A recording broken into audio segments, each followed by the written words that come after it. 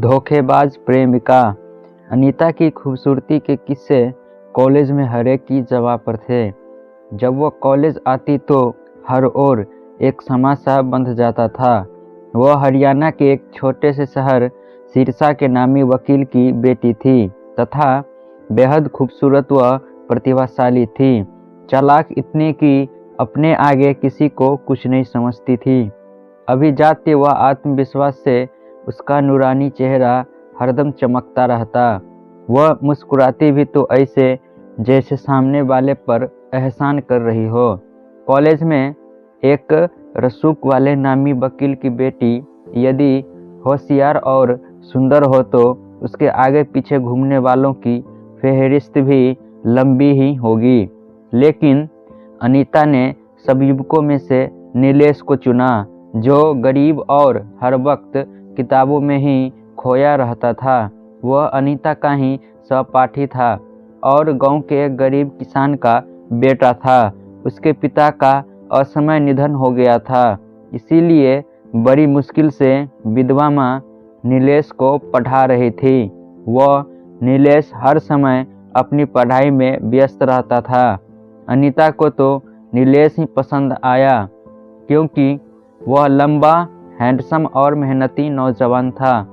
अनीता जब तब कुछ पूछने के बहाने उसे अपने नज़दीक लाती गई और देखते देखते उनकी दोस्ती की चर्चा अब पूरे कॉलेज में होने लगी। नीलेश खोया खोया रहने लग गया। धीरे धीरे इस मेधावी छात्र की पढ़ाई जहां ठप सी हो गई, वहीं अनीता जो पढ़ाई में औसत दर्जे की थी, अब वह उसके बनाए नोट्स पढ़कर फर्स्ट आने लगी।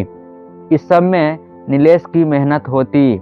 वह रात भर उसके लिए नोट्स बनाता, उसकी प्रैक्टिकल की फाइल्स तैयार करता, लैब में एक्सपेरिमेंट्स वह करता, लेकिन उसकी मेहनत का सारा फल अनीता को मिलता। नीलेश तो बस अपनी प्रेमिका के प्रेम में ही डूबा रहता। वह उसके अलावा कुछ सोच भी नहीं पाता था।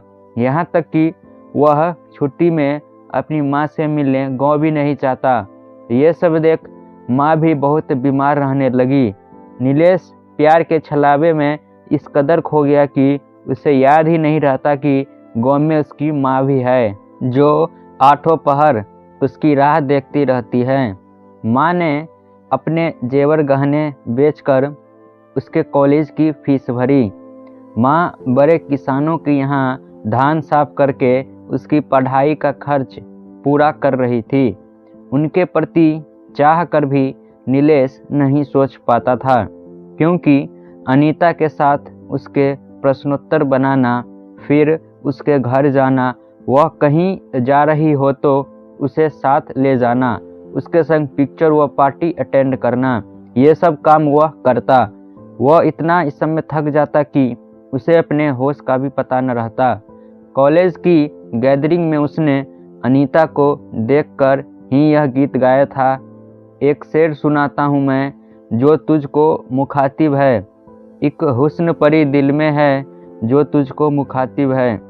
इस गीत को गाने में वह इतना तन्मय हो गया था कि बड़ी देर तक तालियां बजती रहती थी, पर वह सामने कुर्सी पर बैठी अनीता को ही ताकता रहा और उसके कान में तालियों की आवाज़ भी जैसे नहीं पड़ रही थी।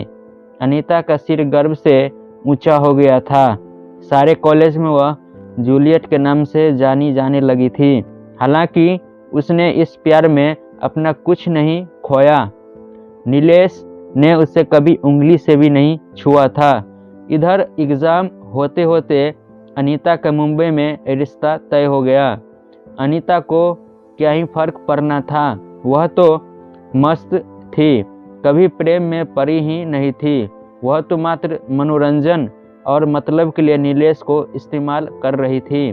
आखिरकार रिजल्ट आया, अनीता अव्वल आई, पर नीलेश 2 विषयों में लटक गया। उसका 1 वर्ष बर्बाद हो गया। इधर अनीता विवाह कर मुंबई रहने लगी, जबकि नीलेश को प्यार में नाकामी और अवसाद ही हाथ लगा। उसका साल बर्बाद हो गया। इसका तो उसे कोई गम नहीं हुआ, लेकिन जिसे वह दिल ही दिल में चाहने लगा था, उस अनीता के एकाएक चले जाने से वह इतना निराश हो गया कि उसने नींद की गोलियां खाकर आत्महत्या करने का प्रयास किया। जब अनीता की बारात आ रही थी, तब नीलेश अस्पताल में जीवन और मौत के बीच झूल रहा था। उसकी गरीब माँ का रो रो कर बुरा हाल हो गया था। वह कुछ भी समझ नहीं पा रहा था कि हर कक्षा में प्रथम आने वाला उसका बेटा आज कैसे फेल हो गया। वह इतना होशियार, सच्चा, ईमानदार व मेहनती था कि माँ ने उसके लिए असंख्य सपने सजोए थे, किंतु एक बेवफा के प्यार ने उसे इतना नाकाम बना दिया कि वह शराब पीने लगा। उसका भरा भरा चेहरा व शरीर हड्डियों का ढांचा नजर आने लगा। इसीलिए अगर किसी पर भरोसा करे तो एक बार ज़रूर सोच लें। अगर आपको यह कहानी अच्छी लगी हो तो चैनल को सब्सक्राइब जरूर करें, ताकि इसी तरह के नए नए कहानी आप तक पहुंच सके।